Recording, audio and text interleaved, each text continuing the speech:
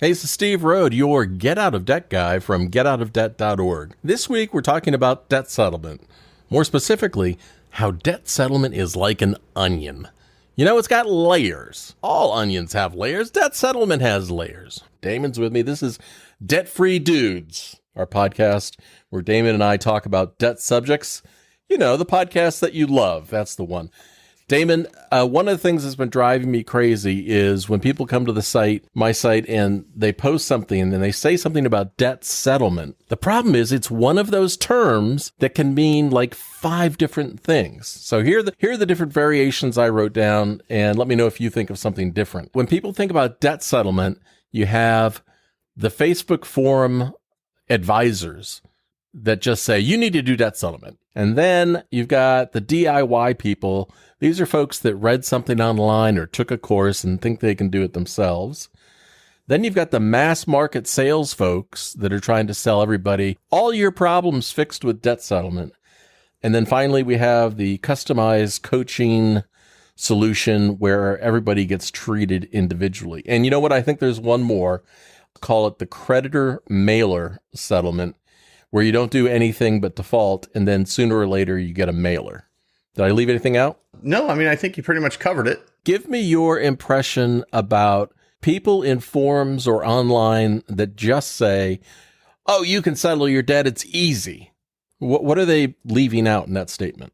For some people. They're leaving out the for some people. Oh. It is easy.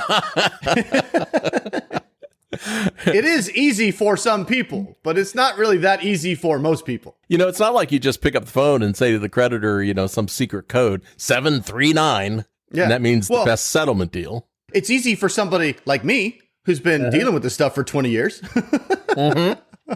It's probably easy for someone like you, you know. So well, here's the thing that always blows my mind is people say, I'm going to call my creditor and settle my debt. How in the world do you know if you're getting the good deal, the current deal, the best deal? How do you know if this fits in your overall situation? Just because you think that you can do something doesn't mean that you can get the best possible result. You know, the biggest thing is just, oh, there's my stutter. I just noticed it. I never knew I had one until Steve started editing our podcast. You know, people get on these forums, they start reading and they go, oh yeah, all you do is you just, you know, don't pay your bills and you just wait and you'll negotiate it down. Or, hey, you know, I'm sure they just bought it for 5 cents on the dollar, so offer them 10 cents on the dollar and they'll gladly take it. So much stuff that people think is, you know, it's all this or it's all that.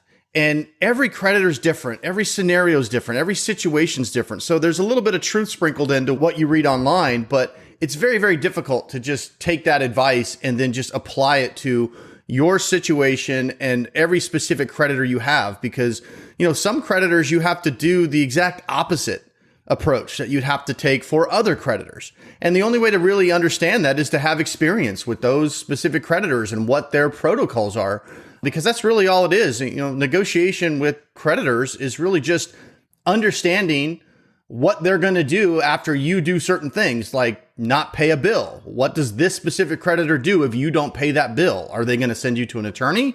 Are they going to sue you? Are they going to jump up and down, kicking and screaming and beg you to pay them?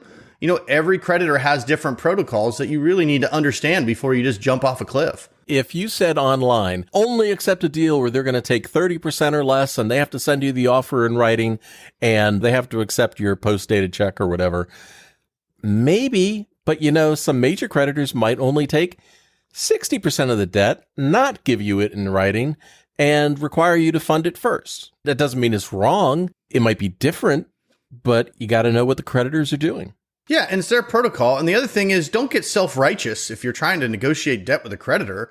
You owe them money, usually, right? Right. And if they're saying, hey, fine, we will forgive 40% of it, and under these specific terms, and this is the protocol, sometimes pitching a fit about that and arguing with them is not the right move. They are offering to forgive 40% of your debt or whatever it is. So you got to check the self-righteousness at the door if you're trying to negotiate an account, and don't go in with a certain expectation and basically thinking if they don't do exactly what the guy on the Facebook forum said they're going to do, then I'm not going to take that deal. You could easily be snatching defeat from the jaws of victory there. So the next one, which is DIY debt settlement, where you've purchased a course or took an online course or something like that, at least that gets you one step closer to the know when to hold 'em, know when to fold 'em routine. A problem I have observed, Damon, is that you could say Citibank does X normally, but in the last 4 months, they've changed their approach. They've changed their process.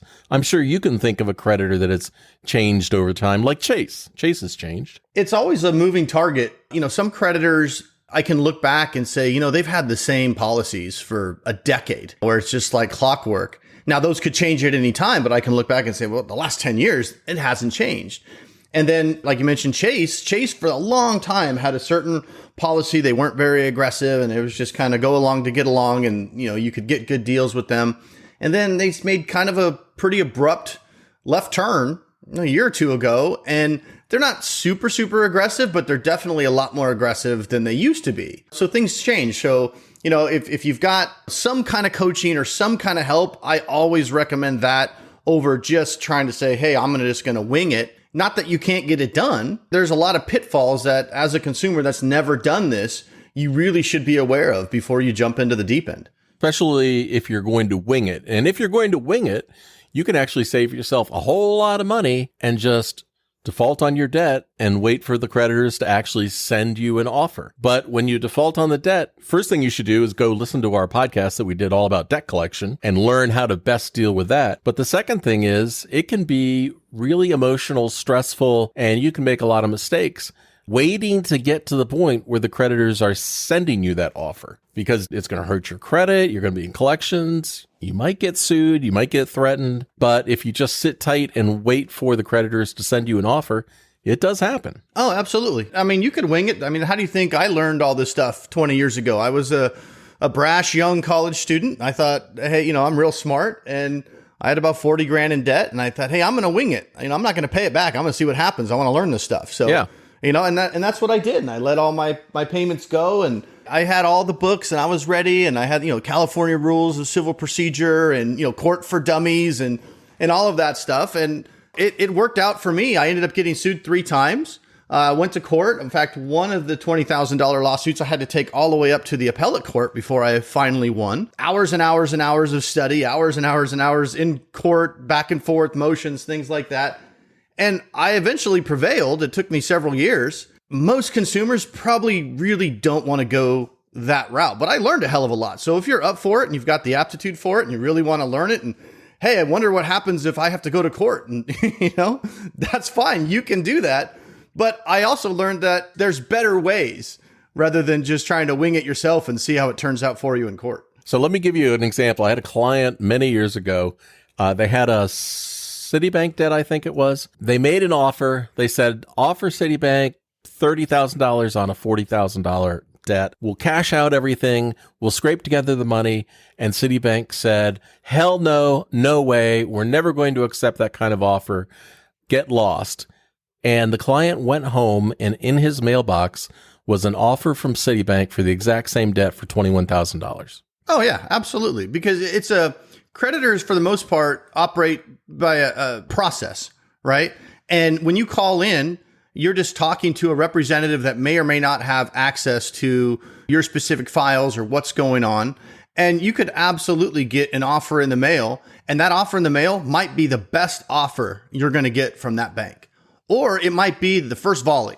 It might be hey, this is a good offer, but if I push a little bit more, or I call the specific phone number that's on the offer, which will probably be a different department than the main number that you called, who the rep said, we have no idea what you're talking about. We're not going to settle, no way, because that representative in that department wasn't even authorized to do a settlement. So they're speaking, what do the kids say these days? Their truth. That's their truth, right? Well, that's not your truth. Your truth is in the mailbox right there saying they will do a settlement. And not only will they do a settlement, but they'll do one for cheaper than what they just told you hell no to the day before. So it just comes down to, again, understanding those specific creditors' processes and what they will do and what they won't do. And that's where getting some kind of help comes into play, whether that's just some coaching help or that's somebody doing it for you or whatever it is. You can wing it. You can do it yourself without any help, but you could be leaving a lot of money on the table and you could find yourself in some courtrooms that you prefer not to get into if you don't know what you're doing. Well, speaking of getting some help, the next thing is that kind of mass market debt settlement sales solution where some commission salesperson sold you debt settlement is going to cure all your problems and it's going to take care of everything. And you're going to sign up with us and your account will get dumped on a team and everything will be taken care of. But that doesn't quite work out all the time either, does it? No, I really hate that because it's such a one size fits none is what I call it. Every single person that calls in for help is going to get the same pitch. And there's absolutely no way every single person needs the same solution, but that's the only solution they sell. So that's what they pitch you. And it's not customized at all. They want to throw everything against the wall, stop paying all your debts, just start sending us the money. And then you're just crossing your fingers that it's all going to work out over the next couple of years. They're very light on details with exactly what they're going to be doing, what they're not going to be doing. The sales guy or gal usually just gives a very rosy version of the process. But in my experience, most consumers don't fully understand what they just signed up for when they get into a program like that. And the reason they don't fully understand it is because they have slick sales presentations and their focus is on making the sale. So they really try to avoid any of the potential negatives and really hype up all the potential advantages because they're afraid that if you knew exactly how it worked, you may choose to not like that approach because it is your money, it's your credit, it's your life, it should be your decision. And you can't really make an educated decision unless you fully understand what you're about to get into. And they understand that. They want to maximize their sales. So they want to dumb it down to just say, hey, look, you owe all this debt. You're paying $1,000 a month. If you hire us, it'll be great. We'll knock your payment down to $750 a month. You're going to save $250 a month right away. So just stop paying your creditors and send us the money and we'll handle it. And they have all this, magic words and nice phrases, and we're going to have attorneys who are going to take care of this. And they make it seem like you're enrolling into some program. And I use air quotes. Mm-hmm. There is no damn program. Right. That money is not going to your creditors, even though a lot of these salespeople give you the impression that your monthly payment is going to go down. There is no damn monthly payment in a mass market debt settlement program. They're just sitting on your money that you're giving them. You can sit on your own damn money. You don't have to give it to somebody else to sit on for you. There's the mass market solution where we have attorneys that'll help you. Really, that's just a legal loophole so that they can take fees in advance before providing the services. And then variation 2 is the one where you're not going to have to pay anything until they actually reach a deal.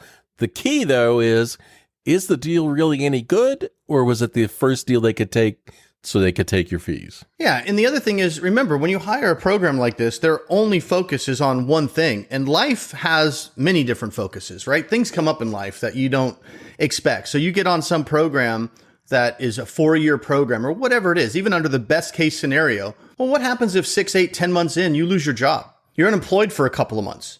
You're getting, all this extra money you're sending to this debt settlement company to sit on for you. Again, they're only focused on settling your debt. Well, if you're out of work for several months, do you give a shit about settling your debt at that moment? You probably care more about paying your mortgage, feeding your kids, keeping your car payment current, or, whatever your priorities are. My guess is settling your debt dramatically dropped on your list of things you give a shit about if you're unemployed for a couple of months all of a sudden. So What are you going to do? You're going to call up that company and say, hey, please give me some of my money back because I don't want to settle my debt? They're going to try to talk you into keeping you in the program so they can keep making their money. Absolutely. They don't want to give the money back and then lose a commission. Oh, you got to, they turn into the Facebook warriors, right? You got to stay the course. You got to keep it going. What are you going to, it's like quitting the gym. Right. They want to give you all the reasons why you're a loser if you cancel out of the program because they want to hold on to that commission. But it's your money. Shouldn't you have control over that decision if you decide that, hey, this month paying my mortgage is more important to me than maybe settling a Bank of America card 6 months from now? Shouldn't that be your decision? Well, it's not your decision if they have all of your money. It is your decision if you have all of your money. So if they're not going to pay a creditor for 6 months anyway, why the hell can't you hold your own money for 6 months and then release the money when the deal's done? nobody ever asked that. these companies. Why don't they want that? Because they want to be able to control the process. They don't want you involved in your life, in your decisions. They want to do what's best for them and do deals when it's best for them to collect their fees, not what's best for you. They don't want to say, hey, you know what? That really sucks that you lost your job. Let's take a step back. Let's not worry about settling the debt right now. Let's pay the bills that you really need to get paid. And let's focus on moving forward to see if you can get a job. Let's pump the brakes here. Well, if you get a job next week, you start making more money, maybe we can continue the process. Maybe it still makes sense. If you're out of a job for another 2 months, 3 months, 4 months, hey, guess what? Maybe a Chapter 7 bankruptcy that maybe didn't make sense 6 months ago when you signed up might make a hell of a lot of sense now, because now you can qualify for a Chapter 7. Maybe we forget about the debt settlement. We take a right turn into bankruptcy. It sucks that you lost your job, but I guess the silver lining of that is we can at least wipe out this 50 grand in debt while you're going through all this stuff anyway. We didn't want it to happen, but it happened. So might as well make the best of that bad situation. Get this debt wiped out. Now you get a new job, and now you don't have to set money aside for debt settlement anymore. You got it wiped out in the bankruptcy. And now when you're starting to make money, you can catch up on the things that are more important that you probably fell behind on a little bit during that period of unemployment. Like maybe your car payment got a couple of months behind, or your mortgage or something like that. And now you don't have to worry about that debt.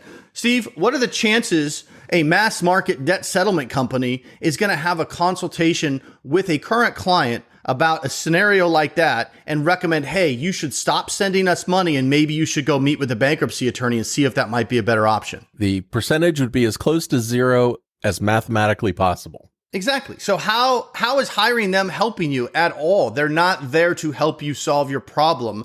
They're there to sign you up into their solution, whether it fixes your problem or not. That's right. It's like my example of you go in an emergency room and you've cut your foot, but you went to the emergency room where everybody gets a cast. You get a cast. You get a cast. It's not about what you need. It's about what they're selling. So now we get into what I like to call the metal level, right? So this is the gold, platinum, titanium, whatever level of debt settlement, the concierge VIP level, where instead of being a one-size-fits-none or a I don't know what I'm doing by myself approach, this is you're working with a professional that treats every debt individually. They don't all need to be settled.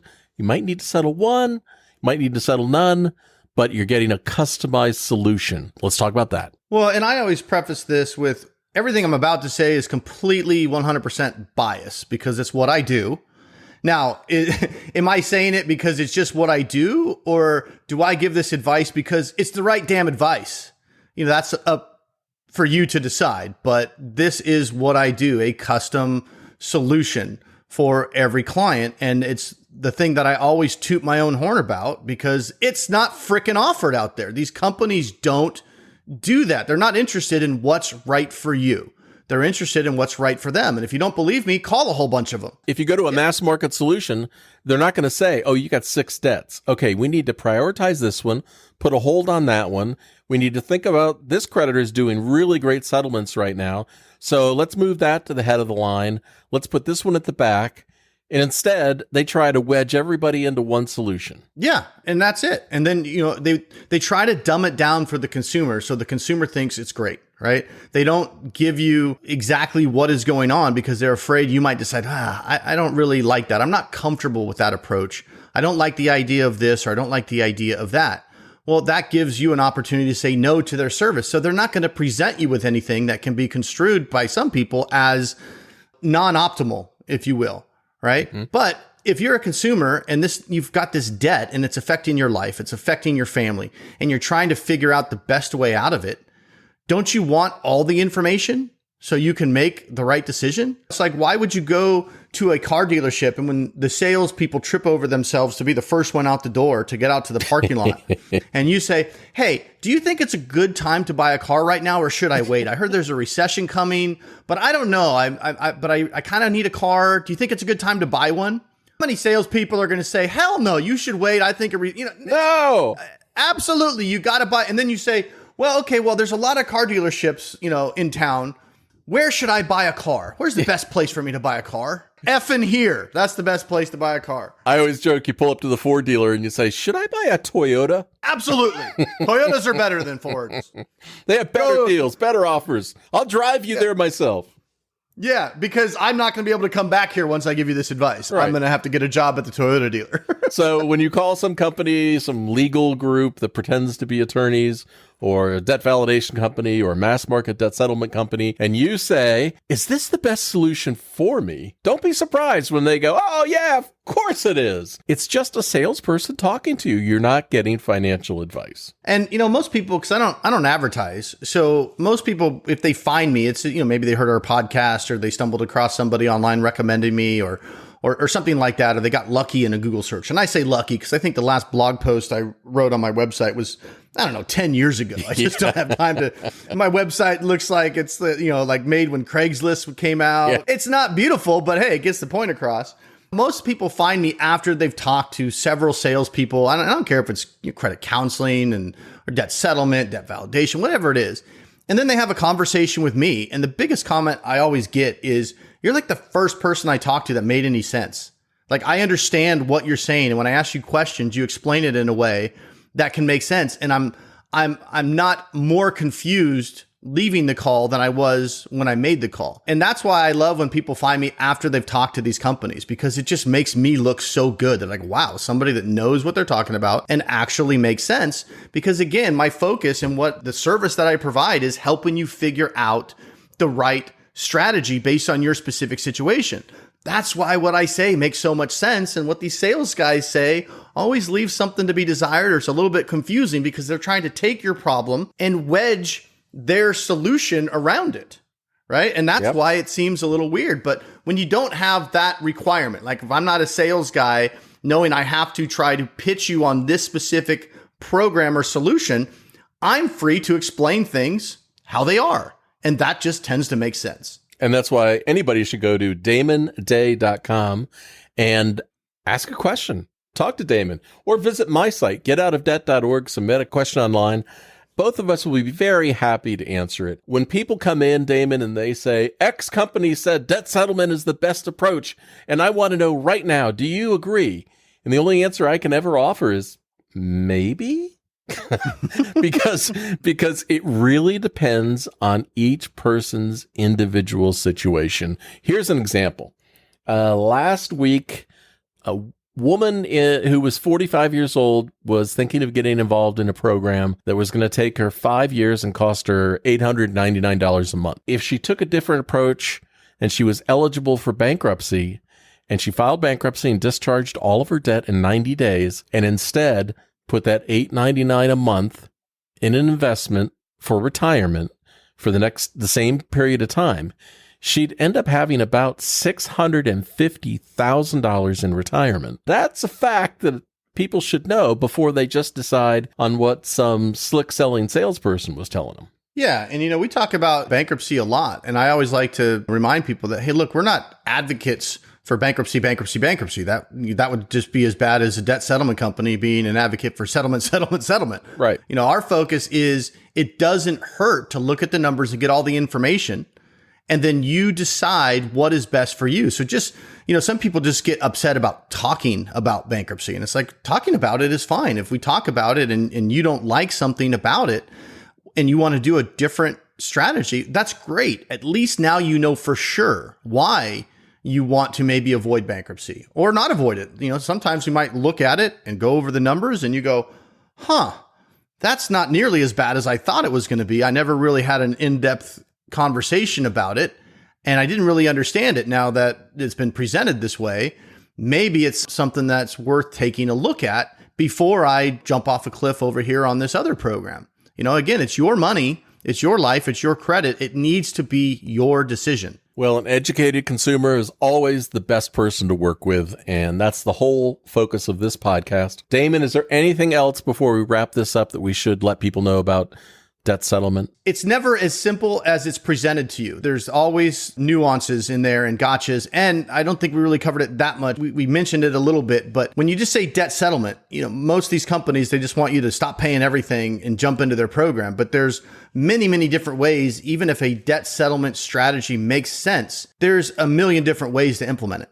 where you can really customize the strategy where it's like, well, maybe I'll settle these 2 or 3 debts that are the largest ones or whatever it is, but these other small ones, I'll keep open. I've got a 10-year positive history on the trade line, and I'm not really going to save that much on trying to settle a $1,500 debt. So I'm just going to keep that one current. There's just a million different ways to look at it. And a debt settlement company is not going to sit down with you and strategize that. They're just going to say, whatever their threshold is, let's say it's $500. Any account you have that's more than $500, they're going to recommend you put it in their program. Right. No matter what. Exactly.